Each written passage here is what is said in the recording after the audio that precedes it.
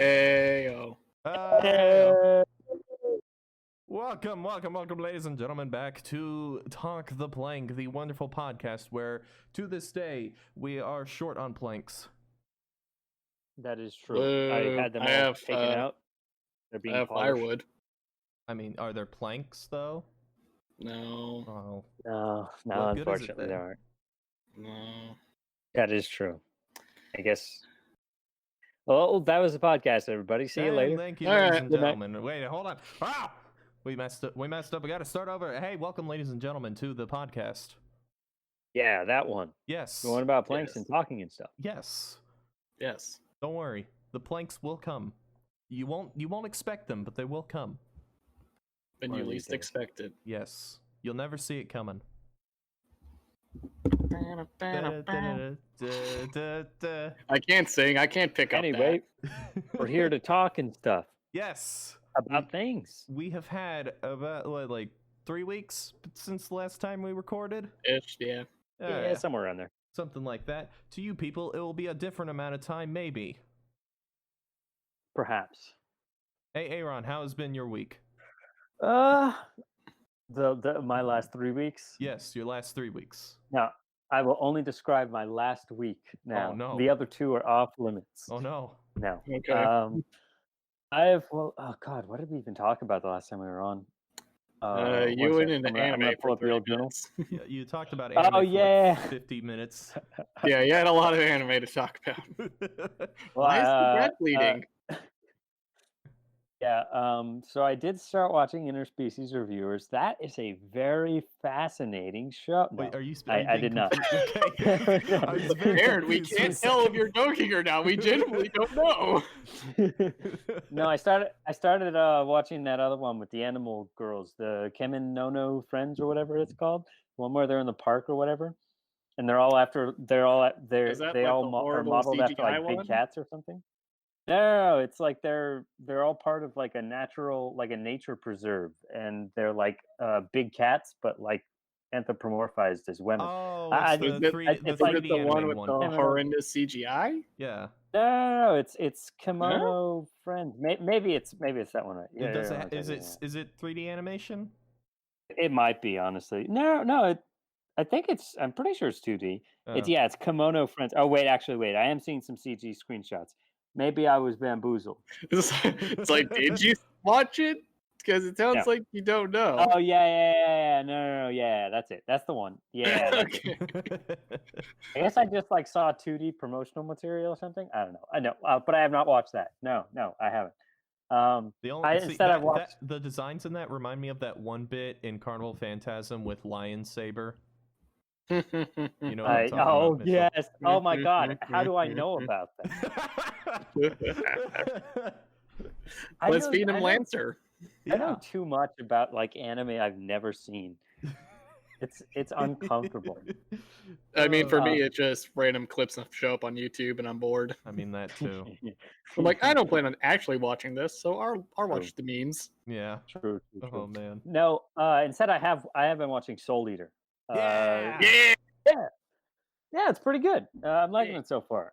I'm on episode like 13-ish. What's her face? Maka just got infected by the black blood, which has just happened. They just fought the werewolf for the first time. I forget just about everything that happened in that show except the cool action scenes. Yeah, pretty much. Which is That sounds like Soul totally Eater. fine with me. Totally fine with me. But, Bones yeah. does good animation. That is literally all I have watched in the last like 2-3 weeks.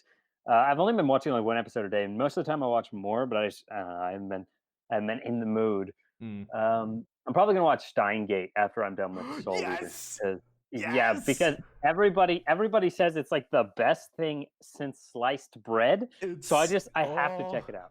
I need to at some point. I plan on watching Steins Gate Zero, but I have seen Steins Gate. I've seen the OVA epilogue episode, and I have not seen the movie. So I don't know if that's any good. Where there was a movie. I think I heard something about the movie being terrible, but that was ages ago. So maybe I'm wrong. I don't know.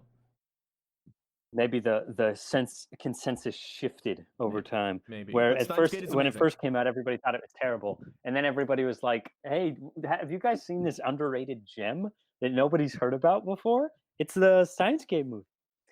Yeah, but, But Steins Gate is amazing. yeah, I saw it was number 2 on my anime list, so it's Yeah, it's I've been behind wanting to check it out. behind Full Metal Alchemist Brotherhood, so that's Oh. high pedigree. Which means it's half as good, Yes, obviously, exactly. because it's the number Mhm. 2 slot. That's how that works. Yeah. No. So yeah, all I've watched is Soul Eater. I've just been watching so much YouTube. Besides that, just a bunch of gaming videos and etc. VODs of people streaming, etc. I get that. That's just a way to waste so many hours of your life. You Oh, just yeah. you watch one streamer, and then you see, oh, in the suggested, there's like 3 more videos. I'm like, Oh, oh, yeah. that looks like a good video. I'll check that one out because I've seen this streamer and this other streamer's videos, so I may as well, watch him because I liked him in his other videos. And then, sure enough, you're 13 hours in, and you're like, what have I done with my life? It's like, what have I done? Where has all the time gone? Where did the time go? So yeah, that's all I've been watching. It's like we only have so many days left on this earth and this one chance we get. Time to That's why watch we some need YouTube. Oh boy! That's obviously the best use of our time Yeah. here Yeah. on this earthly coil. I mean, what else are we gonna use it for? Something productive? Yeah. That's ridiculous. Loser. Yeah. I've been playing 3 games. I played some Risk of Rain 2. I think I talked about that the last time I was on here. It's basically the Binding of Isaac, but 3D. That And sounds familiar. yeah, super addictive. But I basically just beat the game. It has. Oh yeah, that's right. I talked about it because I said that they only release updates like once every 3 months, and I bought it because I thought it was done, but it wasn't done on PS4, so I have to wait like 3 more months till I can play the final version. But Oh, I basically beat the game because the way items work in that game, a lot like Binding of Isaac. It's a lot like Binding of Isaac, except the items you get never stop spawning in each successive stage, and there is no limit to the number of stages you can do. So you can stack items in that game, and every time you stack an item, it becomes more powerful. oh. So you can get, and the number of items you get each stage increases with each successive stage. So most of the time, I die by like stage 8. But if you can manage to make it past like stage 8 or 9, you will literally become a walking death machine who is untouchable by every enemy in the game. You literally can't die, even if you try to die. Like, I've literally just reached the point in the game where I can just walk around and all of the enemies die in my immediate vicinity without me doing anything. And so I basically had to force myself to stop because I grew too powerful for my own good. But yeah, so I literally couldn't die. And so I basically, quote unquote, beaten it. But I also have to wait until the full patch gets released so I can beat it canonically. Yeah, so I've been playing that a ton just recently. But before that, I played a game called Manifold Garden, which is a game that takes place entirely in a tesseract. So it's a 4-dimensional space that repeats infinitely, like at the end of Interstellar, where he's trapped inside of like the endlessly repeating rooms or whatever. And you basically have to solve puzzles by falling through space into different versions of the room that you're currently in, or room or building or whatever. It's actually a really neat game. Certainly very trippy, especially with the ending. The ending goes full a space odyssey. So do you go into various rooms and watch yourself grow old and die? Do you turn That's into a space exactly it. baby? You do turn into a space baby at the end. I know it was a little bit derivative, I think, but it was very cool to watch it happen. But no, that was a pretty fun game. It's super short though. I beat it in like 4 hours or something like that. Oh wow. Yeah, it's not very long. The puzzles aren't particularly hard. The end game puzzles are. The way the game works is not only do you fall through space, but you can actually shift gravity to like walk on walls and the ceiling and etc. Um, so since there are, oh god, how many, 6 sides on a cube. Each of these 6 sides corresponds to a different color, and you have to like free the colors of corruption or whatever. It's like a hidden story or something. And you do that, you free all the 6 colors, and then you just do some end game puzzles. and then fall into like a trippy kaleidoscope and the game ends. So it's pretty rad. I played that, beat that. It's pretty simple. And then I played Spirit Fair. Have you guys heard about Spirit Fair? I have Nope. not. It's like it's like Harvest Moon or what's that other Stardew game? Valley? Stardew Valley. Yeah, it's like a Stardew Valley Harvest Moon game where the whole point is you're a character on the river Styx who's taken over the job of Spirit Fair, and you have to basically adopt a bunch of spirits, sort of get close to them, build them homes and food and stuff, and etc.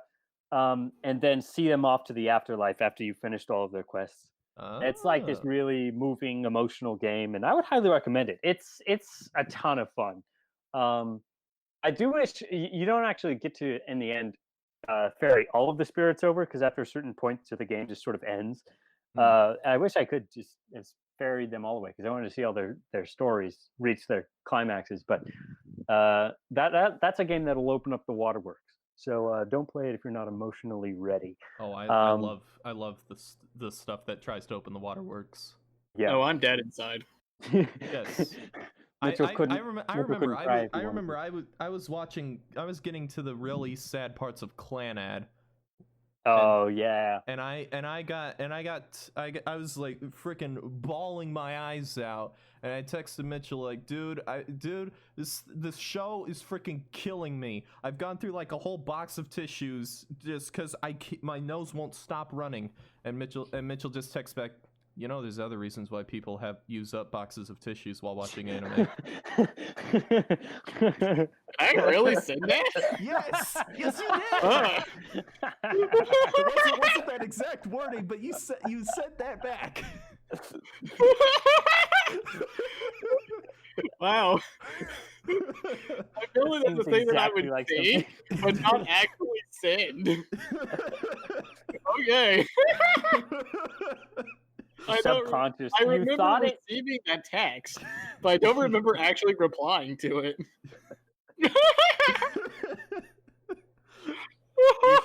You sent it in a dream while you were asleep, subconsciously. I texted him. I texted that back while I was asleep. Yes. Yeah. Oh man, that's amazing. Planet is an amazing show. That's something you should put on your list. It's also got some meme-worthy material. All I know is the characters have freakishly large eyes. Oh yeah, that's the Moe. Yeah, they went max Moe. They turned Moe to 11 for that one. Dude, it's made by Key or Sekai Project or Key? No, it's Key. Key, that's the company that made it. It's done. The visual novel is made by Key, and the studio that made the anime was Kyoto Animation. So yeah. Oh yeah, I know them. Moe. Which came first? Was it the novel or the anime? The visual novel. Visual novel. Yeah. Okay. You can tell when you watch the anime, especially in the first season, that it's a visual novel adaptation. Because like some of the stories are just completely cut out, so certain characters are just side characters and don't get a plot line, and they get like OVAs dedicated to their storyline. But like it tells this character's story and then it ends. It tells this character's story and then that ends, and it's obvious like, oh, this is the if you were dating or going through this character's route in the visual novel, it would do that. And sometimes it works without the romance because it keeps the main girl as the canon romance, and sometimes it doesn't work as well without the romance angle. So but it's a great show, and I have been known to occasionally read the visual novel as well, which is also good. Is the canon romance any good? Is it is it the best possible outcome? It's she's not my favorite, but she's up there. She's top 3 for me. And in terms of her storyline is the best in the second season. Nice. Her storyline in the first season is okay, but then in the second season it goes on because it's what's called after story. The second season is called Oh, Planet yeah, After yeah. Story, and it does the thing that romance anime is too cowardly to do, and actually explores, hey, what happens after they graduate high school? At long last. At long last. They actually graduate high school. Holy shit, that's illegal. I mean, basic for an anime character, can't have that. They're not as marketable. So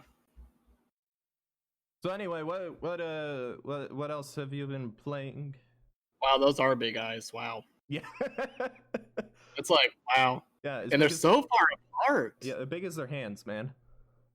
And they're so spread up far apart from each other. It's a little weird. It's a little weird at first, but you get used to it pretty quickly. Okay, I'll take your word for it.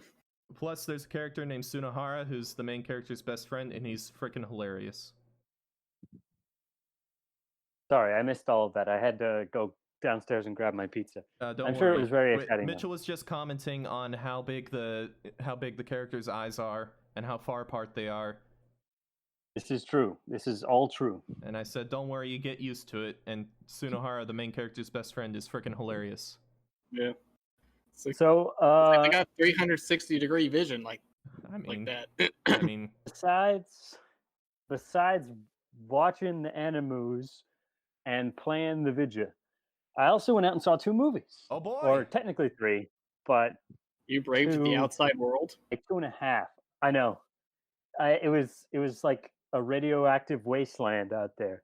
You just Fallout. Everything. You just start hearing music from the 40s playing out there. Like, is it just Fallout out there? 100%. Okay, is it Fallout New Vegas or Fallout 76? Fallout 76. Definitely, we definitely, yeah. We were so close. Got the pay-to-win apocalypse. Darn it! Just our luck. Yeah. This truly is the dark timeline. The good thing is we can figure out how to get into the dev room pretty easily. That is true. We can steal some of those nice resources. But yeah, I watched.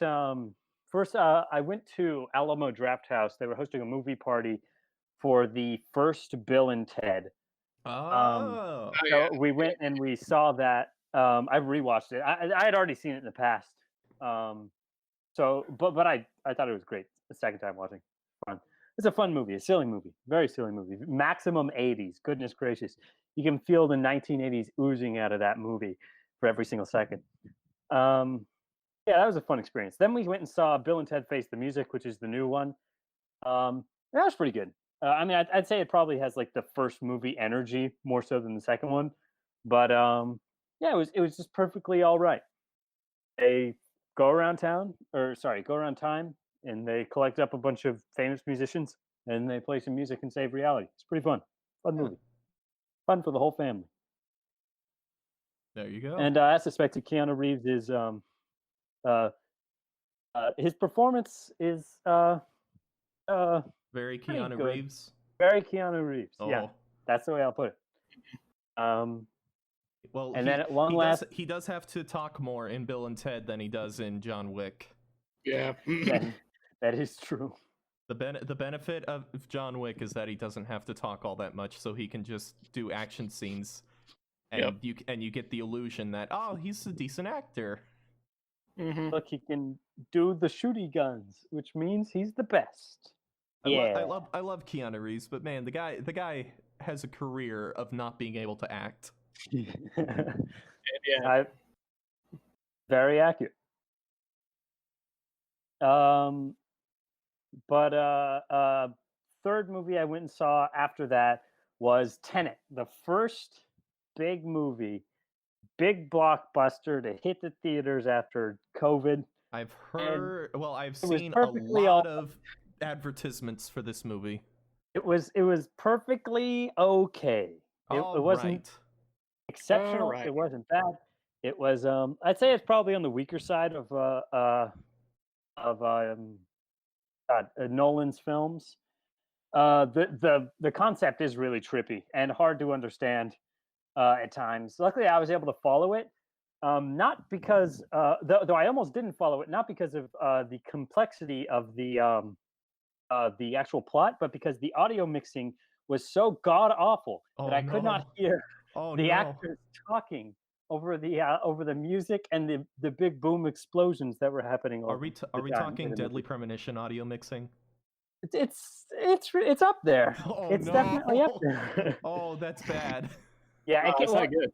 it can be, yeah, it can just be like totally like you literally have to like bring a hearing aid to that movie to understand what people are saying half the time. Like maybe it was just the theater we were in or something, but it was so hard to understand.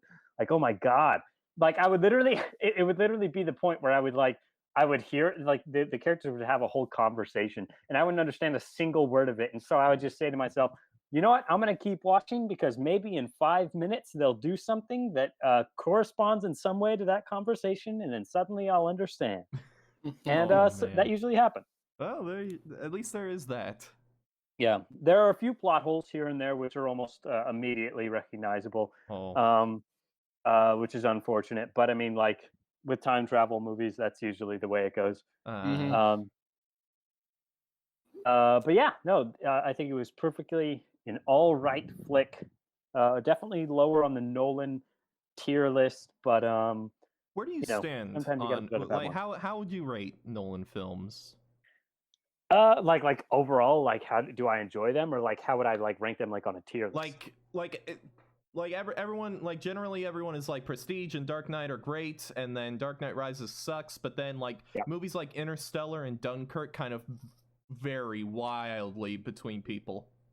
Well, okay, so if I were to make like a quick tier list, quick and dirty, I would say I would probably put oh god, it is Tenet. I would probably put Tenet at the very bottom, followed immediately by Dark Knight Rises, probably right after that. Then it would probably be Interstellar. Then it would be I would say The Dark Knight. Then I would say really below Batman Begins. Sorry, that's what I mean. Sorry, I meant Batman Begins. Okay. Yeah. Okay. Yeah. Sorry, for some reason I got the names turned around in my mind. Dark Knight's like at the very top, but it'd be Batman Begins. Then it would be probably I'm trying to think of the other ones. Memento. I'd say Dunkirk, then Memento, then Inception, then Dark Knight. I haven't actually seen The Prestige, so I can't rate it. Oh, Prestige is amazing. Yeah, I know. According to everybody, that's like one of his best, which I really need to get around to seeing it. Yeah, it's probably my favorite, although I love Dark Knight, but I'd put like either one of those at the top and then Memento right after. That'd probably be how I rank at least those ones. Yeah, God, I love Memento. That really is one of my faves. Yeah, it's great. But yeah, I mean, I just don't think anything really has anybody or any of his films really can stand up to The Dark Knight. It's so good. That movie really encourages rewatching. Man. Yeah. But besides all of that, seeing the movies, going out, I guess I haven't really done too much. I don't remember if I said that I helped my little sister move into college last time I was here. I'm pretty sure I had already moved her in by that point, but I don't remember saying it. So I moved her into college. That was fun. Yeah. It was like a 2-hour drive to her college. Nice. Boy. Her college is out in the middle of nowhere. Oh, that's one of those colleges. Exciting. One of those Mitchell colleges. Yeah. One of those Mitchell colleges. That's just moved 8 hours away.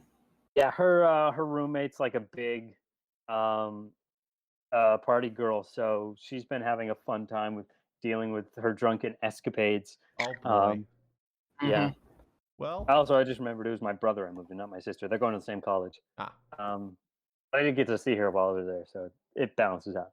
But yeah, that's basically all I've done. I didn't have to deal with any drunk roommates, but I did have to deal with 2 pothead roommates. Oh, that's so good. Because the school was a pothead school. Yes. I do know exactly which college you're referring to. That is definitely the truth. Yeah. The first roommate was fine because he always smoked like off campus. He never came in smelling bad or anything. The second roommate came in at like early morning, 4:20, and he stank. He reeked of weed. That's fantastic. That's wonderful. I didn't have to deal with like drunken or stoned roommates. I had to deal with like ranch hand roommates. Oh, yeah. And that's like too, because like one time I remember he bought like a blow dart gun, and blow darts would like ricochet off into my room while I'm trying to study. Yep. I got shot in the leg once. It was fun. That sounds like a great time. It was great. One time they were like messing around with like a turkey call, and I had like a man. replica ocarina, Oh, those are funny. like a Legend of Zelda ocarina. Yeah. Mhm. I started messing with them with that Oh because man. I heard, how is he making different notes on a turkey call? Oh man. That Dude, takes skill. there one day we woke up at our house and there were a bunch of turkeys out in the front yard. No idea how they got there because we're not out in the middle of the country or anything. So there were a bunch of turkeys out in the front yard, and my dad sat out on the porch with a turkey call and just started scratching it, and then the male's like all puffed up and everything and started going. And my little brother was out there, and he was real young at the time, and he wanted to try the turkey call. So my dad hands it to him, and the little brother just takes it and just scrapes along it, and you just hear, and then the turkeys all just look toward it with this like look of shock. And I insulted their ancestors. That was an F-bomb. I think back to it, and I'm like, okay, so basically those turkeys were hearing like a beautiful lady singing and everything, and then all of a sudden they hear,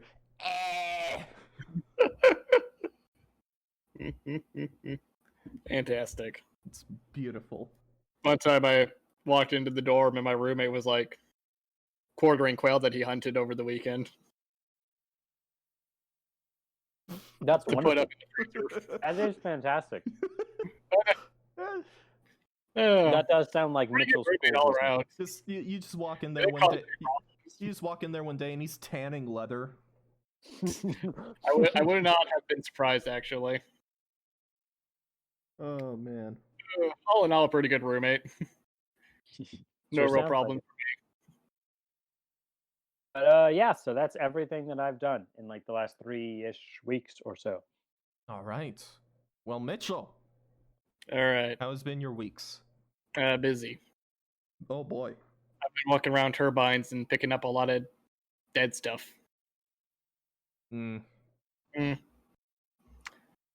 than that, not much. I've been playing more Xenoblade Chronicles. Yeah.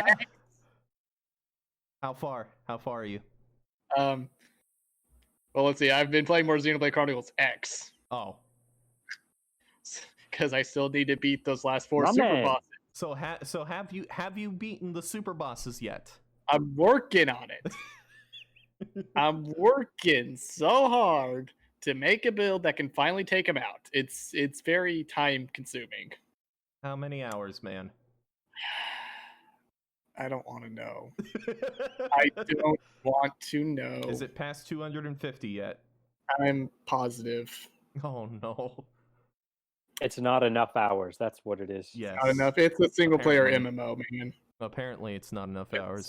It's a single player MMO is what it is. Let's see. I did manage to take out one of the super bosses. Yay. And I looked at how much health it had. Hang on. About Oh, Tree man. Fitty. Yeah, Yes. I'll pull that up while I'm talking about our stuff. Let's see. Other than that, I have been playing the actual Xenoblade Chronicles 1. How far have you gotten in? I don't know how to explain this without spoilers. Okay, I know you were about to go to the other thing. Yeah, I think I am at the. Are you At at the field? city. Are you at the field? I past can the deafen myself. You guys city. wanna geek out Oh, over you're past the Xenoblade. city. Okay. I'm at Oh, the city. at the city. Okay, I know exactly where you are. I am there. I'm wrapping up some quests that you get there. Yes. Yes. All right, and that's where I am. Wrap up the quest. If you're worried about like wanting to farm there for items and stuff for drops, You don't need to worry all that much because when you upgrade Colony 6, you can buy or trade for items that are there. Because I know a lot of drops there are kind of rare. Yeah. So I think I'm getting enough just by running around doing quests, so I'm not too worried. But there you go. Yeah, don't worry about that. I know there was like for me there was like one thing that I didn't get there for my Collectopedia, and I ran around for like half an hour trying to find it. So I'm just gonna trade for it at Colony 6. That happens every day. But let's see. I got the super bosses pulled up. Oh boy. And let's see. There is, of course, you know that. I've already said that the max level you get in the game is level 60. Oh yeah. But that the tyrants can go up to like level 99. Yeah. Let's see. Gonna try and pull up like what's their average health for like a super tyrant. It's like maybe like 5 million health. Oh, that's chump stuff. Okay. Well, I managed to beat 10 be of those guys before breakfast. I managed to beat one tyrant that has 100 million health. It is essentially a raid boss that you have to take on solo. Oh my gosh, this game. Spent 10 minutes just whittling away at this thing. Oh my gosh. Oh my gosh, this game. Sounds a little difficult. So now, I'm sick of trying to take out the other super bosses, so I'm just making a build that can one-shot them. There you go. Yeah. That's going to take... That'll do. It's going to take some time to get all the things I need. Mm. But once that happens, I just got to fly around to them and zap them, and I'll be done. Man, I've seen some crazy builds for endgame stuff in Xenoblade 1. Oh, yeah. Yeah, it's about just as insane. Yeah. Dude, Melly is freaking great. Melly is great. Other than that, we've been getting a little further in our Assault and Sanctuaries. Yes, we have. That we have, yeah. Yeah, me and Aaron got pretty far. We just beat the dragon.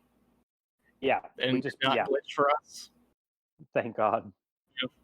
I kept dying because the connection would keep going garbage. Oh, so no. I would literally just like I would get into a boss battle and the screen would just freeze and I would hear like it would sound like a techno song was playing in the background because I would get like a sound, like a highly pixelated sound every like 15 seconds. And I'd be like, oh God, something's happening. What's happening? Well, I don't know what. Yeah. So in Aaron's game, I'm the strength build and he's the magic build. Oh boy. Yep. And I found that for Aaron, it's very good. It kind of plays out like our game. Like he gets me to the boss, I beat the boss solo. Yeah, basically. Yeah, and I've been messing around with the great hammers and great axes, and those are fun. Oh my God. That great hammer, he has a great hammer right now. That thing is nuts. It freaking one hit kills everything. Oh boy. It's great. Yeah. It's so massive. He literally had to strip naked so he could wear it. It's a lot more powerful than great swords, but it is so much heavier that I have to strip down to like the blacksmith armor just to be able to roll. He's looking like a Dark Souls speedrun. Pretty much. Yeah. Like Dark Souls. Equip the Dark Souls speedrun skin. Yes. For our game, yeah, basically. I'm just got like the blacksmith apron and like a pumpkin on my head. I mean, I ended up killing the the drowned husk. Is that what it's called?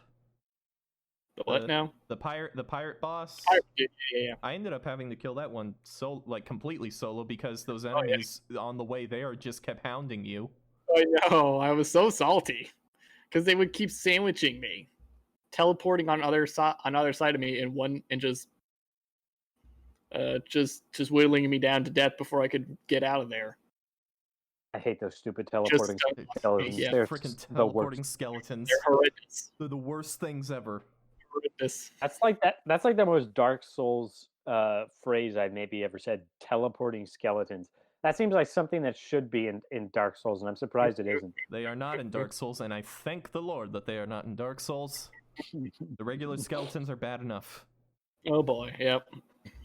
At least at the very least, these skeletons stay dead when you kill them. Yep. Oh my god.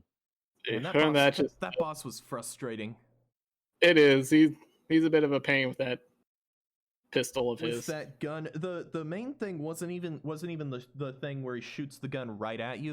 The worst part was when he shoots it into the air, because it just comes down to random away from him, spots. and then you got to get back close to him. Yeah, because that's how you stay alive. Yeah. yeah. But I did it. Yeah. It's like yeah. I get it. I know. I've been there. I've done it. So have you been playing anything else? Have I? Morrowind. Yes, more Morrowind. Morrowind has succumbed. Has taken over my life. Consumed my very being. Have you killed every NPC in the game yet? No. But here's the thing, Aaron. If you just waited until you could join the Morag Tong or whatever it's called, they just give you assassination orders and you can kill people in broad daylight. And you can just show the paperwork to the guards and they'll be like, oh yeah, sounds good. You're free to go. I don't want to kill people. I want to kill everyone. Well, I get money for it, so I think my way's better. I don't need money. You see, blood. Here we have the two different justifications for murder. One, money. Two, I want to. Mm-hmm. Okay, man, the Morag Tong is a legitimate ancient Dunmer tradition. We're a legitimate business here. Legitimate business in Morrowind. I don't know. Did you see their certification on the wall next to the first dollar that they earned? Mm-hmm. Yes or no? Yes. But you did. Okay. Well, maybe they're legitimate then. I don't know. Let's see. Have I told you about my conspiracy table in the game? No. Okay, so please. Basically, the plot of the game is you figuring out and going around and collecting these little bits of information. I can't say that you have, no. About this ancient prophecy and trying to fit in how it works and your role in it, which, I mean, you're the main character, so... But I basically have like all these notes and books and like artifacts laid out on this table, conspiracy wall style. Oh boy! So that's been fun. You're looking like how close are you to that clip of Charlie Day from It's Always Sunny? I'm just missing the red string. Oh boy! Yeah, in this house I claimed after I murdered its occupant. Well. I mean, that's one way to get a house. I mean, he was one of my assassination targets. Oh well, there you go. It was he probably wasn't using it anyway. The house is empty, and I have the key now because I found it in the house. Don't worry, it's a legitimate claim of property, you know. Right of. Right of. I killed him, so his stuff is mine.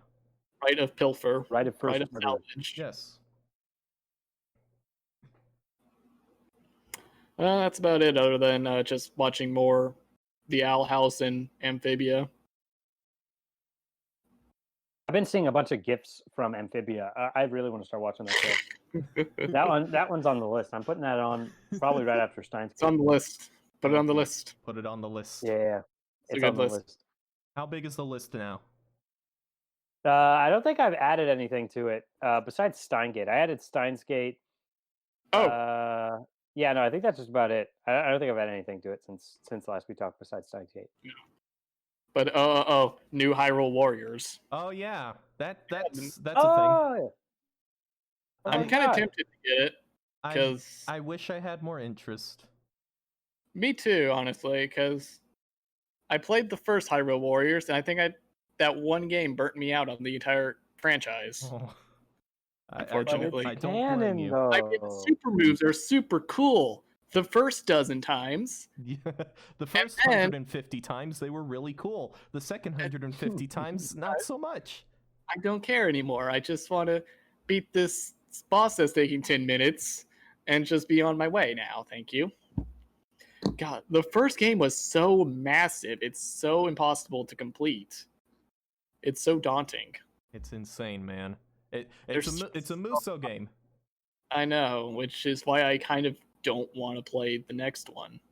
See, I haven't even beaten Breath of the Wild, and yeah, same here. That's the problem. And every time I think about going back to Breath of the Wild, I have this overwhelming feeling of, it's good, but I'm definitely going to beat it at some point after like Xenoblade.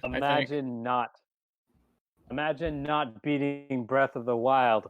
I can't, because I put in so many hours and got all the shrines, and yeah, I'm definitely going to complete it and get all the shrines, and I'm probably going to try and get all of the Korok seeds. Oh dear lord, all 900? Yeah. You don't even need all 900 to get all the upgrades. I know, but listen, I have to. Oh no. I know the collectathon with the Korok seeds we made along the way. To help me sleep at night. Otherwise, I'd be up going, I didn't get all the Korok seeds, though. I'm not done yet. No, you didn't. I'm not done. I didn't get them all. I didn't get them all. I need to get them all. So yeah, after Xenoblade, I think I'll go back to it. And been itching for Monster Hunter again. Oh boy, how about Monster Hunter World? PC can't run it. Well, that sucks. Yeah, so Generations Ultimate is what I got. There you go. That's good. I'm still a super huge fan of the hunting horn. Always will be. Doot doot. Doot doot, mother truckers. Doot doot, mother truckers. I have some great clips of the hunting horn. As soon as the PS5 comes out, you can finally fulfill your dream and get Monster Hunter World. Honestly, I think I'll wait for World 2 or whatever. Because I'm so disappointed in the weapons, especially the hunting horns. Oh. Just the way they look? Is that it? Yeah, just the way they look. Oh. Because the aesthetics of being able to get these super colorful and wacky looking weapons that are just so fantasy is part of the charm. And when it's just bone with some scales slapped on, it's not the same. I want my shark lance. I want my bagpipe. Well, they have the bagpipes in there, don't they? They have the bagpipes. The bagpipes are the first one you get. Yeah. Let's see, what else they got?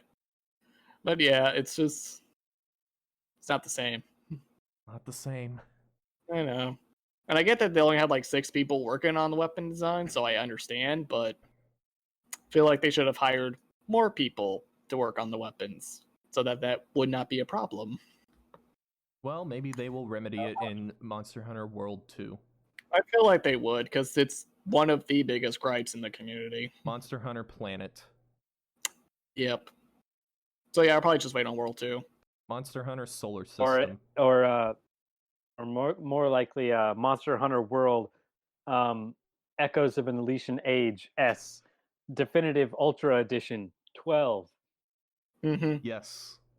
Or PS5. 0.2 HD Remix. 2.8 Final Chapter Prologue. Woo! Dude, I got all those. I'm a Kingdom Hearts fan, man. Yeah.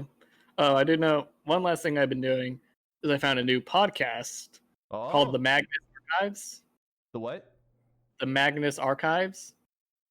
It's like a fictional horror stories. So like 20 minutes. Is it kind of similar in a similar vein to Welcome to Night Vale? It's Welcome to Night Vale, but played seriously and not comedy. Oh. Like they generally try and creep you out and scare you. Well, I'll make sure to steer far away from that because I don't like to be creeped out. It's great, but it's so good. It's so creepy though. But I don't. It's the perfect thing to fall asleep to. No. I've fallen asleep to it before because I'm like one more episode and I fall asleep. After that, your sleep paralysis demon must be looking pretty lit. Yeah, it sure is. I'm hoping to get fiery horns next time. Mm-hmm. I can see the sleep paralysis demon slinking in through the window, ready to consume my soul. Yeah, like finally, the podcast is real. Oh, finally, away, the sweet release of death. Demon. Oh man, but that's been great. I've been listening to an episode on the way to and from work every day. There you go. Oh, that's nice. My brother actually just recommended me a podcast called Radio Rental. It has Rayan Wilson from The Office, the guy who played Dwight. He's the host, and basically it's set in like the 1980s, where he's the head of like a video rental store, of like a VHS rental store, and you play as like a customer who enters the store, and he plays you a VHS every episode. And every episode, it's like a an interview with somebody who had like a paranormal or otherworldly experience, and they're sharing that experience with the listener. And I haven't started listening to it yet. I have it right now pulled up on my on Chrome. I'm probably going to start listening to it like right after this, actually. But apparently, it's like the best thing in the world. He told me he binged it like the first night he listened. He literally like was sleep deprived the next day because he stayed up all night listening to it. So apparently, it's pretty good. Man, if only I wasn't so behind on all my other podcasts. What other podcasts do you listen to? I have Castle Super Beast is the one I always keep up with every week. But need to start listening to that. It's or watching great. it, I guess. It's great. I listen to episodes of Hardcore History from time to time, and the issue is like the episodes just keep getting longer a lot of times. So I'm like in the middle. That's a great one. I'm like in the middle of an episode. And then Critical Role, I'm way behind on Critical Role, and they've started up again, so I'm even more behind. That's the one all of my friends keep telling me to watch. Like I had a friend because in one of my other D&D groups who's just the biggest Critical Role fan. Like he would always make his characters. I felt so sad because I was always the DM, and like I don't have the writing or acting chops that what's his name Matthew does. Mercer. Matthew Mercer. I just don't have the writing or acting chops that he does. So like every time he would come to like he would come to a new campaign, like, oh yeah, I can't wait. We're gonna get so deep into role playing. I wrote all this backstory for my character, dude. Oh, it's gonna be so sick. And I'd be like, haha, yes. And then we'd be like 12 sessions in, and we've done nothing but combat the whole time. And he's like, well, I sure would like some RP sometime soon. Oh no. Yeah, that's basically me every time. That's I need to start watching that. Yeah, it's. I've seen great. clips on YouTube. But... Yeah, the only thing I would recommend starting with campaign 2, just because the beginning of campaign 1 is rough.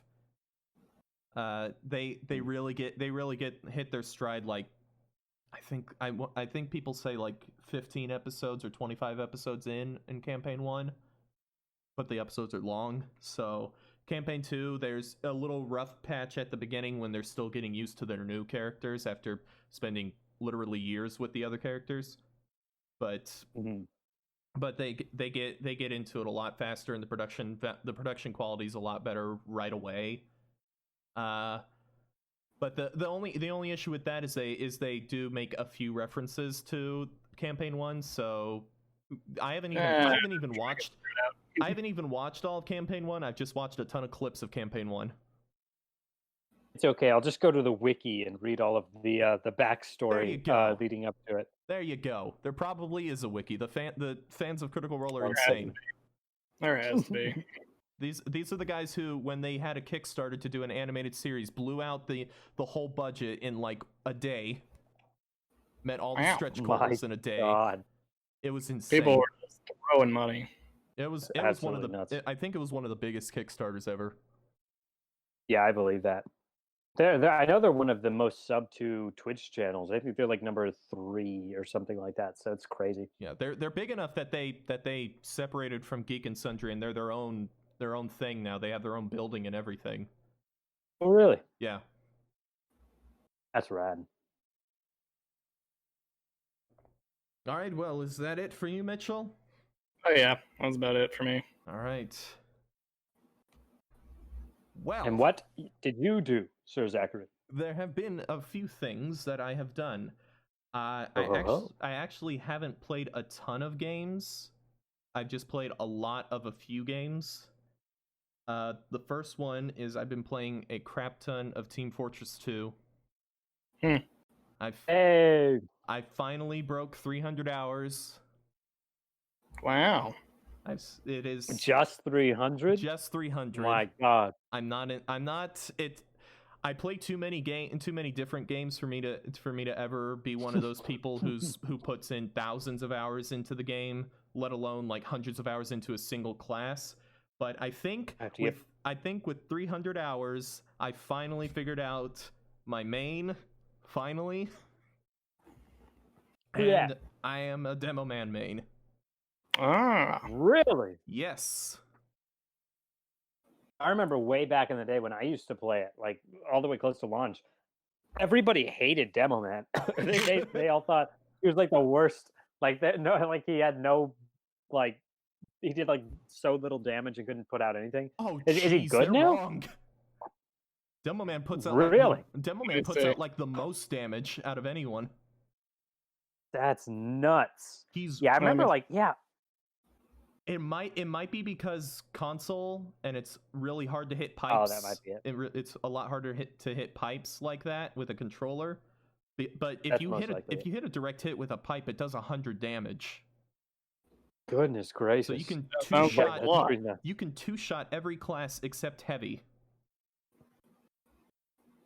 So it's nuts. And on top of that, the sticky bomb launcher is one of the best weapons in the game in terms of just general utility. It's really good, and it puts out good damage. And sticky traps are probably the most consistent source of damage you can have in the game. Okay. Yeah, and also I've been sold. And also, I already enjoy Demo Knight. Even though Demo Knight is kind of jacked up because melee hit reg is kind of wonky in this game, but it's one of the few times where you can play a fully melee class in a first-person shooter, and it kind of works. What's the only issue I have with Team Fortress 2 right now is that the game is absolutely infested with bots. That's awful. Oh my God. It's the worst I've ever seen in a game. At least 50% of the matches I play have bots in them. By bots, do you mean like hacker bots or like automated bots like to fill up lobbies that like Valve puts in? No, like aim bots. Oh, that's awful. That's so bad. They join in a match, and then they walk around as a sniper with a stock sniper rifle and just headshot from across the map. And half of them wear this like a combination of hats that you're not supposed to be able to wear, but they've hacked it to where they can all wear the hats, and it's always the same ones. Because I'm sure that the people who buy the bots are all buying them from the same place or whatever. And they're all... probably like dev hats or something. And they're all just walking around slowly, scoped in, so that they can one-shot heavies if they need to. And then there was one match where I loaded in, and there were 4 bots on my team. And they're all snipers. And they all just aim in the air and start spinning around and just moving out like that, and then just start headshotting people from across the map. It was the strangest sight I've ever seen. I've had at least 2 matches where there were more bots on the other team than there were actual players, which meant they couldn't kick them because the bots always vote no on vote kicks. Oh, that sucks so much. It's awful.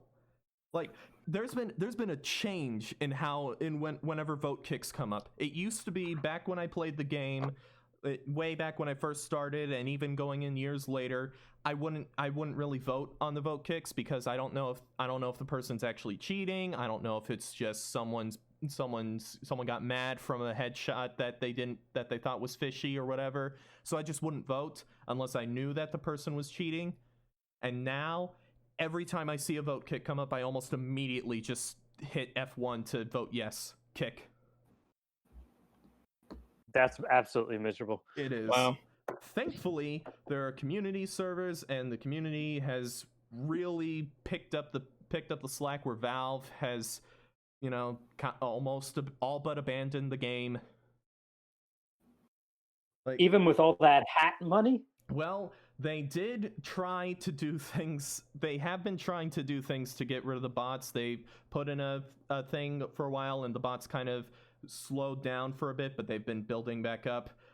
They've unfortunately kind of gimped free-to-play players.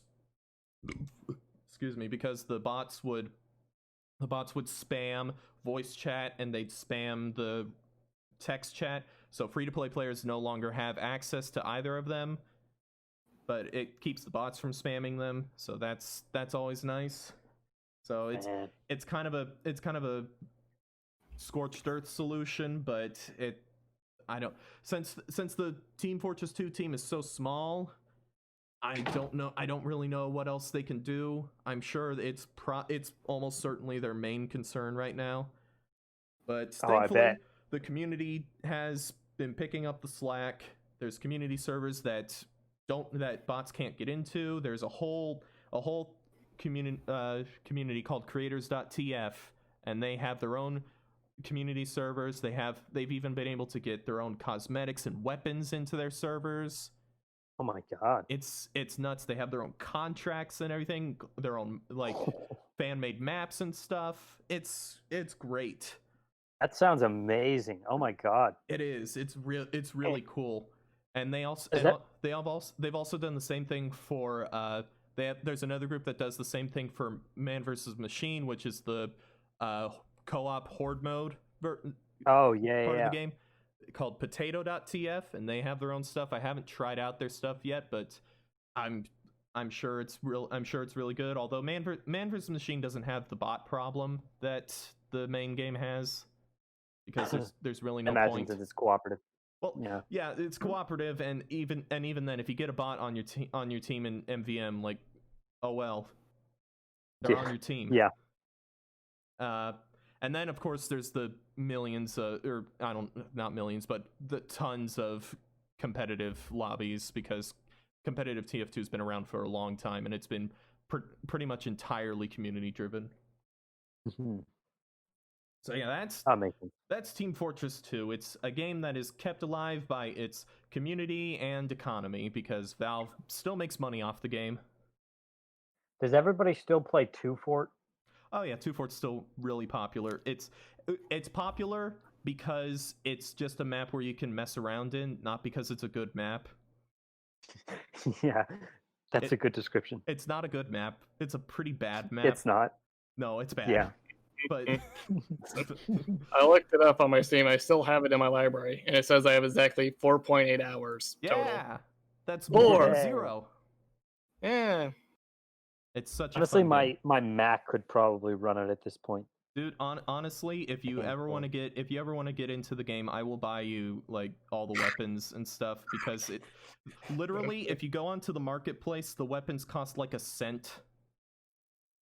Oh my god! Like, Valve has little like packs in the store where you can buy all the weapons for a character, but they're like $20 or something like that, or $6 at least.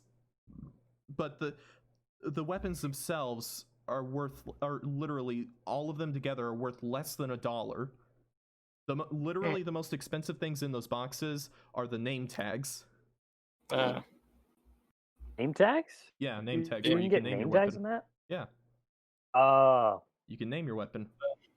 I have. Whenever you want to play, yeah, you can hit me up, and if I have time, I'll join on and play a few matches. I don't care. We'll do. Just don't expect me to use. I'd do it too. I have nothing better to do. I can probably download it. I wonder if they have it for Mac. I mean, not that it matters if they have it for Mac, because I have it is on Mac. I used to virtual play on machine. Mac. Okay, cool. Yeah. All right. I don't have to switch to the virtual machine, because that's the headache. If we have time, or do it. Yeah, I have a festive. Okay, so that they have weapons that are festivized, and usually they have like Christmas lights around them. It's the weapon, but it has Christmas lights around them. Or sometimes it'll be a little more Christmassy. I have a festivized Eyelander, which is a big old sword, two-handed sword, and I named it the Ghost of Christmas Past. Amazing. And absolutely astounding. And its description is hurts like the Dickens. One of my favorite weapons. I love it. Absolutely beautiful. Oh my god. Beautiful. Yeah, so that's Team Fortress 2 and the unfortunate state that it's in, but it is still an amazing game, still my favorite multiplayer game of all time. Other than that, the other game that I've been playing a crap ton of is Mass Effect. Ooh. I've been replaying the series. I frickin' adore that series. It's one of my favorites. Mass Effect 1 is amazing and terrible at the same time. Boy, is that game janky. Oh god, yes it is. It's not so Witcher janky. 1 janky, but it's pretty janky. And The Witcher 1 is kind of janky. No, Witcher 1 is put, Eastern like, European janky. I have a few hours into it. It's pretty janky. Oh yeah, it's Eastern Europe. It's that classic Eastern Europe jank. Yeah, The Soviet bloc jank. That's a perfect description. Yeah. But Mass Effect is fantastic. I'm playing as FemShep, and I'm going Infiltrator, so sniper rifles, and I'm going Renegade almost the entire way. Because last time I did Broshep, I did Vanguard with shotguns, and I did Paragon the entire way. Ooh, nice. I'm getting to the two different sides, and I'm having a blast with it, although some of Mass Effect 1's jank really started to get on my nerves by the end. Especially the combat jank was really frustrating at times. Oh god. And the fact it really does get nuts. That game has some of the worst checkpointing I've ever played in a game, where the game's autosaves are so spread out that you're just constantly hitting F4 all the time. Oh my god, that's such like an early 3D HD game thing to do. Like I feel like in the immediate aftermath of like the 360 PS3 generation, like literally every single game that released in that era, like between like maybe 2005 2010, just had the worst checkpoints. Oh man, I cannot believe how bad they were. It's ridiculous. Oh boy. Yeah, that game was fun. I beat it, and I had a blast. I did most of the side content this time. The first time I went through, I did a little bit of side content, but not all of it, because some of the side content is just kind of bad. And I refuse to play the Pinnacle Station DLC because it's terrible. The Pinnacle Station? Okay. I didn't know. So there's two pieces of DLC for Mass Effect 2. One is called Bring Down the Sky. It's this little story on an asteroid that these Batarian terrorists have taken over. It's the first time the Batarians were introduced, and they're trying to redirect the asteroid so that it crashes onto a planet with an Earth colony on it. And you go on there and you deal with the terrorists. It's a really cool piece of DLC. The other DLC is called Pinnacle Station. You go there, and it's a stupid horde mode that just sucks. Like all of Mass Effect 1's combat issues are present in there, and the little story with a little rival doing stuff is terrible. It's bad. Dang, that does sound like it sucks. Yeah. So I beat that, and then I started Mass Effect 2. And Mass Effect 2 there's the one. That's the one. That's the one that people frickin' rant and rave about all the time. That is the only one of the three that I have played. And I freaking love that game. Yeah, it's great. I love it. And I played a bit of the game, and I was like, I started the game, and I was like, oh my gosh, the combat feels so much better. Thank the Lord. Oh my gosh, it feels good now. It's not jank now.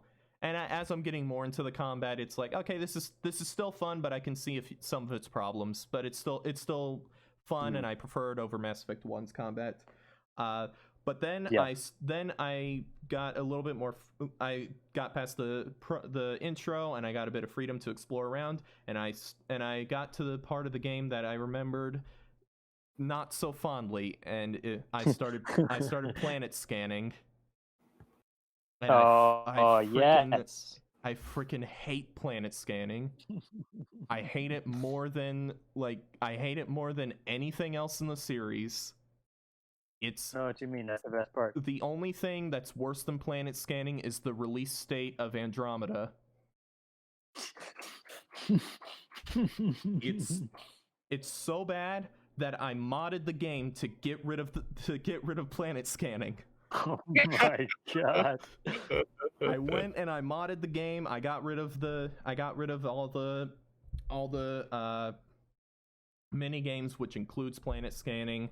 I did one other thing that I can't remember, and I downloaded what's a mod called a lot, which is a lot of textures. So it's just an overhaul on the textures, and that made things look a lot better, including it made Femship's face look better, because Femship's face in 1 and 2 is a little wonky. But now it's better. I think Dude Shep's face isn't all that realistic either. It's not, but it's better than Femship's face in Mass Effect 1. Yeah. I remember when I first played Mass Effect, I did a bit of like customization with the way Shepard looked, and then I got into the first cutscene and I was like, I hate it. It looks bad. So I went and I tried it again. It still looks bad. I'm just gonna stick with the default face, and I was fine with that. And then that's usually how it goes. And then it frustrated me because whenever I look up like cutscenes of the game, a lot of them have the person's whatever customized Shepard face, and I'm like, no, that's not the Shepard I played with. Dang it. I think I just went with the basic Dude Shep for Mass Effect 2. I don't even think I customized it at all. Yeah. Mass Effect 2 is great. I'm going to continue playing that. But I did after like 2-3 weeks of nothing but Team Fortress 2 and Mass Effect, I got to a point where I was like, I need to play something else. So speaking of save point jank, I'm playing through Max Payne 2. Oh, nice. Max Payne is freaking great. I wasn't aware that game had save point jank. Oh yeah, Max Payne 1 and 2. As far as I'm aware, they only autosave in between chapters. So you have to quick save on your own, otherwise you're going to be going through the entire chapter again, which isn't as much of a problem. That's so miserable. Yeah, it's not as much of a problem in Max Payne 2 as it was in Max Payne 1, because Max Payne 1 is not very fair. Fair description. Like you open a door or you walk to a hallway and a guy jumps out at you with a shotgun and blows you away in one shot. That happened. Yeah, it sounds like the Max Payne now. Yeah, that happened multiple times. Max Payne 2 is not like that, so I've been having a lot more fun with it. And there was one point where a boss walked out of an elevator, and I just pulled out the dual Ingrams, the Uzis, and then I just did hit bullet time, started just gunning down all the mooks, and when I turned to him with bullet time still going, he started shooting at me, and Max Payne like ducked under it and spun around, shooting all around him, and then kept shooting at him. It was one of the coolest things I've seen. So head and shoulders above anything else. It's crazy. It's great. It's freaking great. Have you played Max Payne 3? I have not. I will at some point. I've heard very mixed things about it, as in some people love it and some people despise it. Certainly see why people would be very mixed on it. Yeah. It's because I think that's the only one of the 3 I actually have played. It's pretty. I mean, it's decent. I don't necessarily know if it's the best of the 3, but it's decent.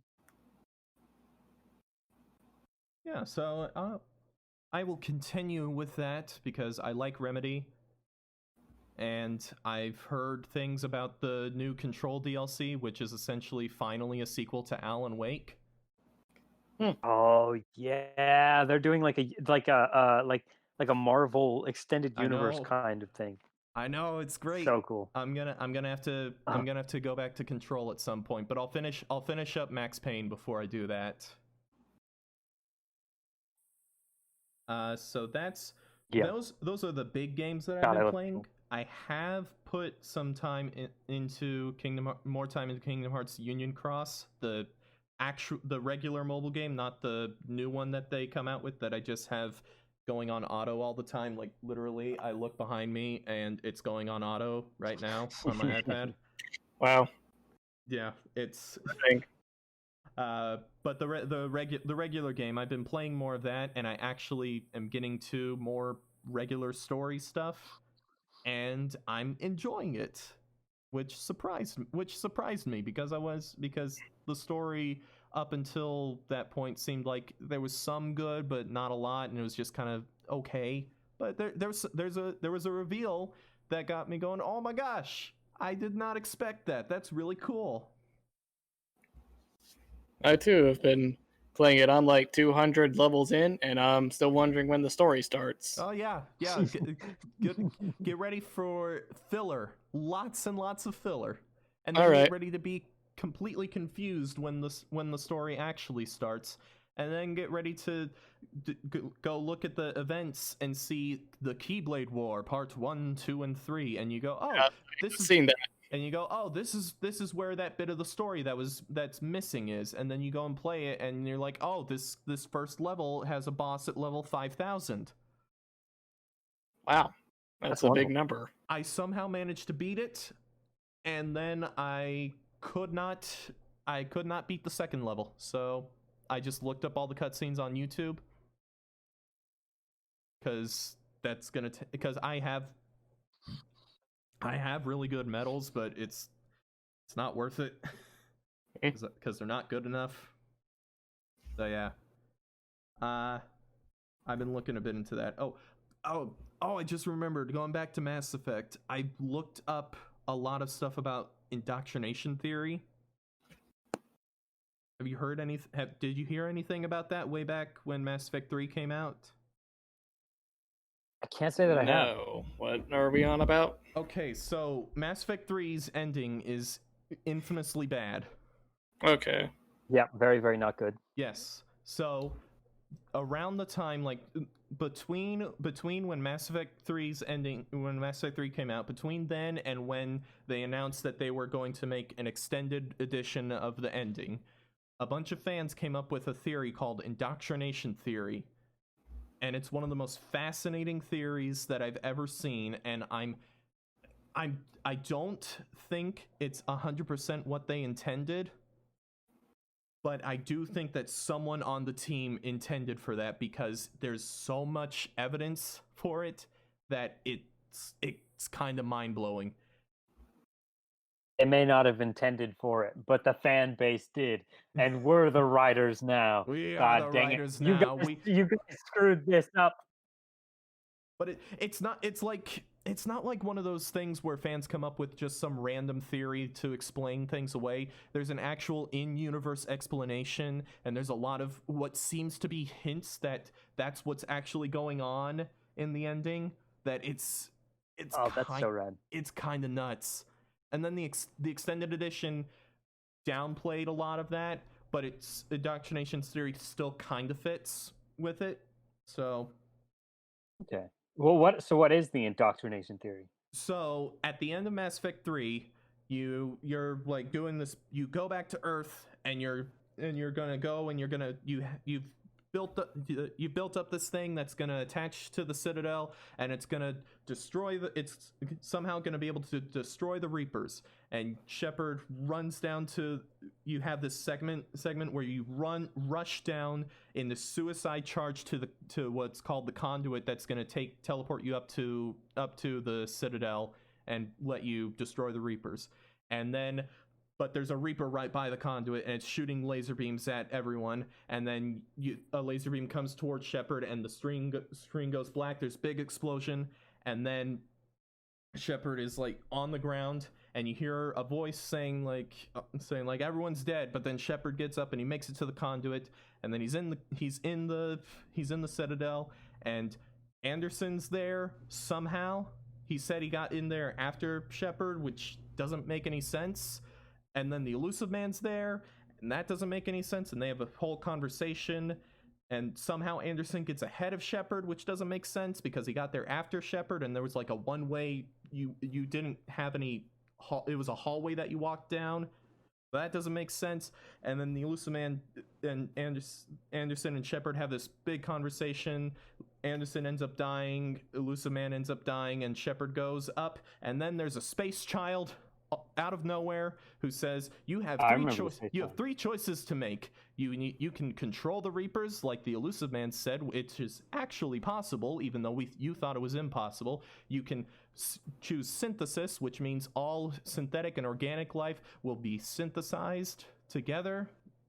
Or you can continue to choose destroy, which is what you were going to do this whole time, but now it seems. But if you do that, you'll kill all synthetic life, including yourself and including the Geth, which you've been working with probably throughout the series or later on in the series. Yep. So it comes out of nowhere. It doesn't really tie in to the rest of the series. Like there was no conflict in the series about like whether or not synthetic or organic life could coexist. And in Mass Effect 3 in particular, it's obviously not the case because the Geth do end up working with the Quarians if you make certain choices. Oh, really? I didn't think that was possible. Yeah, you can make certain choices to get that to work. And a lot of it is thanks to Legion, because Legion's awesome. Yeah, he is. I love that guy. Legion is freaking great. So then you just make three choices, and in the original ending, it was all variations of the three endings were very, very similar, like color swapped to the point where they were almost just color swapped. And then there's no explanation for where your party members went. They're suddenly on the Normandy. The Normandy's like running away suddenly for no reason, and then it crash lands on a planet for no reason with your party members who were with you. Who's at least one of them was with you on the planet, but then suddenly was on the Normandy. It's never explained, and so that it was terrible. But the indoctrination theory says everything from the explosion on Earth, where Shepard passes out, everything from then to the end of the game is an attempt by the Reapers to indoctrinate Shepard. So everything is taking place inside Shepard's mind, and it's trying to convince Shepard to try to control the Reapers or go with synthesis, basically just join with the Reapers, and not to destroy the Reapers. Huh.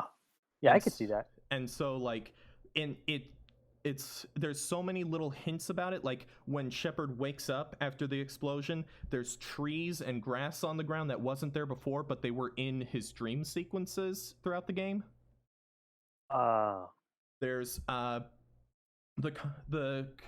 during the conversation with the Elusive Man, you can fail the conversation, and he shoots, and the Elusive Man shoots Shepard, but instead of going to the control panel that leads to the place where he would be able to take control of the Reapers, he walks away from it, which doesn't make sense. Shepard gets shot in the shoulder at one point before he makes it up to the conduit, and then there's a part where he, after the conversation with the Elusive Man, where he sits down beside Anderson and he holds his hand to his side and he pulls it away and there's blood, which he didn't get shot there. He clearly got shot in the shoulder, but he did shoot Anderson in his side. So there's that, and the control option is given blue color, like, which the series has conditioned you to think blue is the good Paragon option, and the destroy option is given a red color, which the series has conditioned you to think is the renegade bad ruthless option. So it's the Reapers. Basically the game is not only trying to indoctrinate Shepard, it's also trying to indoctrinate the player into thinking how the Reapers want them to think. Wow. So it's nuts. I don't know if it was intended, but I'm going to say headcanon. My headcanon. That's what it is. That sounds a lot. That reminds me a lot of the Black Ops 3 secret ending. Have you heard about this? I have not. I don't keep up. Well, so basically, in Call of Duty Black Ops 3, you play as a character who, like, in the first mission gets all of his arms and legs ripped off, and then, but manages to survive, and basically is cyber augmented, so he gets like robot arms and legs. And while you are in the surgery to get that replaced, you go on this training mission with your commanding officer, and then about like 5 minutes into the mission, suddenly uh, you jump back and you're in your hospital bed, and you can see your commanding officer like reaching for you and screaming at you in the hospital bed before you jump back into the mission. And at first, throughout the entire game, that's never explained. You're watching the whole time. You're like, "Whoa, what the heck was that?" Um, but then it turns out, actually, between loading missions on every single level, there's tiny little microscopic text in the background of the loading screen that you can't read unless you like really zoom in on it. So what somebody did was they stopped on every single loading screen and zoomed in on all of that text. And as it turns out, the text is telling the story of how your character, basically your body rejected all of your cybernetic inputs, and you slowly die in your hospital bed. So literally the entire game happens within your mind, with the end of the game literally being your death. Oh my gosh. Yeah. No. And it's literally you don't even figure this out. They never tell you this. It's literally a secret ending, like hidden between loading screens. It's nuts. That's insane. Yeah. Yeah, and I didn't even know about that till somebody like online pointed it out to me, which is just the craziest thing. But yeah, so that was definitely though unlike the indoctrination theory, that was definitely like the intended. Definitely intended, like, yeah. Yeah, definitely the intended ending. Though I also think there's a lot of, based on what you described, there's a lot of good evidence for the indoctrination theory being legit. There was another thing I remembered where if you choose control or synthesis, Shepard starts to disintegrate, and you can, if you look at their eyes as they're disintegrating, it looks like the eyes of someone who's indoctrinated. And when you choose destroy, Shepard's like limping for the whole sequence because he has the wound in his side. But as when you choose destroy, he starts walking toward the thing and shooting. And as he's walking, he kind of stands up straighter and keeps on shooting. And he doesn't seem to have the wound anymore. And you see a shot of his eyes, and his eyes are clear, like regular eyes. And if you meet certain requirements for yeah, that totally makes sense. Yeah. If you meet certain requirements and take the destroy ending, you see a shot of someone with N7 armor on Earth, covered in rubble, like regular concrete rubble, not weird metallic rubble from which you would expect from the Citadel, and you see them under that rubble, and then they take a breath, and that's it. People have said, okay, that's Shepard waking up from the indoctrination attempt. Definitely see that. Yeah. So other than the games, I haven't really watched any movies or anything lately, but I have noticed that YouTube has started recommending me weird, what I would call cursed videos. Just apropos of nothing. Good description. Just apropos of nothing. I don't know why. Like, I got recommended this video.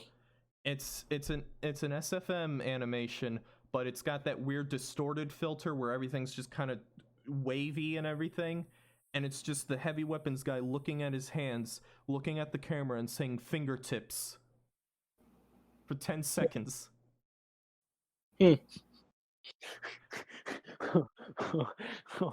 Oh my god. is I think really you've weird. discovered like a real creepypasta. Like that's like a week from now, you're gonna see him standing over you, whispering fingertips.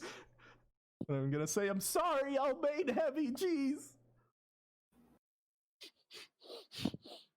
Oh man, and there was one that was actually really funny where it was a Gmod animation of this guy like sitting in front of a microphone, and it was supposed to be the Melee announcer, and he's saying all these character names, and he's making these big animations like, yeah, like Mario, Falco, Fox.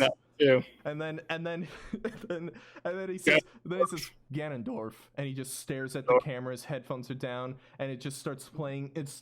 I forget the name of the piece, but it's this very somber string piece, and the camera slowly zooms in, and it fades in like Vietnam footage. Oh, That's how I feel every time I see a Ganondorf. But the video that kicked it off. Oh boy, it's just a note to our listeners. This video I'm talking about is not appropriate. If you don't know what it's talking about, don't go look it up. It's gross. But it's this video, and the thumbnail and the entire video is like an old classic style meme where it's just a picture with text. The picture is from a manga, and it's a girl like doing the scream cry thing, like looking up and crying and yelling or whatever. And the text is and it's the video is just that, and it's this voice actress reading the text and crying, saying it really emotional with some random emotional anime song in the background. And what she says is, I think I know what you may be saying. I am lost. She says, I'm sorry for saying PogChamp after you nutted in me. It's not Yes, my fault. I knew it. I knew it. I love that video so much. Oh, I love that video so much. I don't know. Oh, I gotta Google it. I don't know what you're talking about. That's one of my absolute post it in the chat. favorite videos. We'll post it in the Discord so you can see it. I don't know why YouTube decided to recommend me that. I don't know why. But that's what started I don't even remember off. how I first saw that. Yeah, I watch that video all the time. Oh my god, it's so funny. I love it. It's out of nowhere. Just YouTube said, "Hey, you should watch this." The algorithms trying to let you know something. Yes. Wink, wink, nudge, nudge. Apparently. Well, that was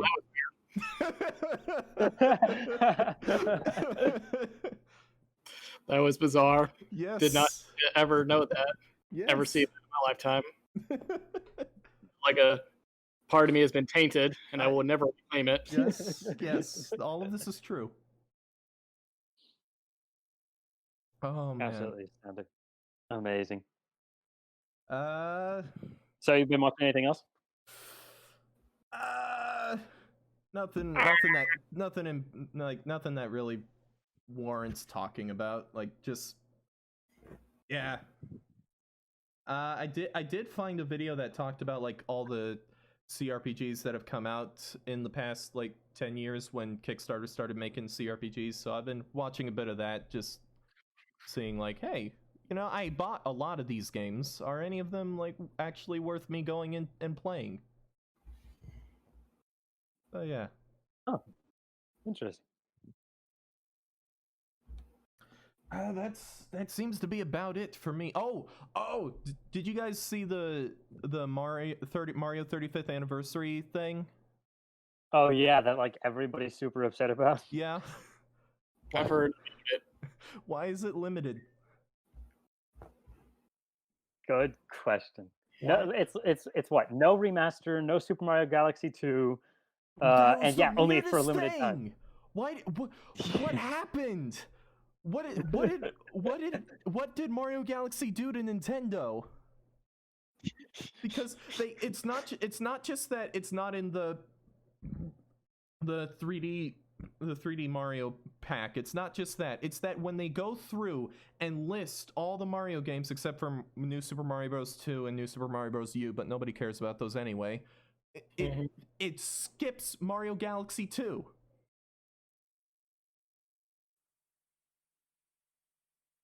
Like, what the heck? I don't know.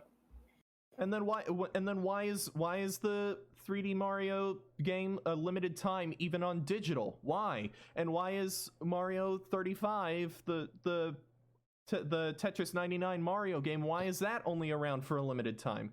What the heck, Nintendo? That all valid questions. It's the most Nintendo thing I've ever seen. Yep. But all I have to say is, please understand. Please understand. We will bring it directly to you and take it directly away from you. Yeah, I need to buy that. When is it even coming out anyway? Pretty soon here, I think. Sometime in September. Yeah, that is really disappointing though, because I really do want to play. I never played Super Mario Galaxy 2. I only played the first one. I'd love to get around to playing the second one, but I guess I'll have to wait Galaxy longer 2 now. is fantastic. It's until Mario Odyssey, I'd say it's probably the best Mario 3D Mario game. Not necessarily my favorite, but the best. Wow, high praise. Yes. What would you say is your favorite? Super Mario 64? Probably, yeah. Just because Classic. of nostalgia. A true classic. Purely nostalgia. Because I played it on my N64, and then I played it on my DS, which apparently that doesn't exist anymore according to Nintendo either. Rip. Absolute rip.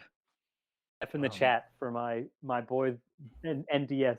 F to pay my respects. boy the DSi, which I won at a movie theater. Thank you, Mitchell. Thank you, Mitchell, for typing F into the Discord server. Thank you. I got your back. Yes. I still can't believe I won a freaking DSi at a movie theater. That's crazy. That was one of the best days of my life. I'll never have that high, that level of high again. It's all been downhill since then. Yeah, other than all that, the only thing I've been doing is just constantly waiting for Kingdom Hearts Melody of Memory to come out later this year. I can't frickin' wait. What is that, the 3 DLC? That's the rhythm game. Oh, I didn't know they were making a rhythm game. Yeah, and it's also a sequel to Kingdom Hearts 3 because of course. Oh, because of course. No, okay, yeah, I do remember you talking about this thing. Yeah. I can't frickin' wait because they're also going to release the soundtrack for Kingdom Hearts 3 finally. Oh yeah. Hey guys, remember the soundtrack? We don't have to continue sorry. The joke was Kingdom Hearts 365 days since 358 days without the Kingdom Hearts 3 soundtrack.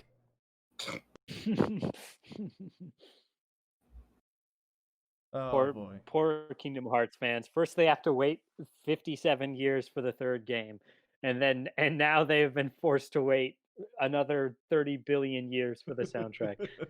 When will the waiting come to an end? Well, we're getting a rhythm game, so I'd say that makes up for a lot of it. That's the natural end. Also, the DLC for Kingdom Hearts 3 makes up for a lot of it because holy crap, it was great. All right, I guess that is it for everyone. Yep. It is. It is. So thank you, ladies, gentlemen, and strange people who are listening to this thousands of years in the future. I'm positive that they will. The aliens. Yes, the aliens. Thank you for listening to this episode of Talk the Plank. We talked. There were not any planks, but don't worry, we're going to rectify that next time. Yes, we will plank live on stream. Yep. I will plank on top of. Because we don't have video. No. Well, just take our word for it. Just take our word for it. Just take our word. Yeah. Don't worry. As we speak. Yes, I'm planking right now. Actually, I plank 24/7. I'll beam the images straight to your brain. Yes. Yep. Just imagine us planking. However you want to imagine us. If you want to imagine us as Greek Adonises, that's fine. If you want to imagine us as butterballs, that's fine. If you want to imagine us completely naked, I don't really like that, but I can't stop you. Whatever, that's kinky. I am judging you. Yes. You do you, fam. Ah!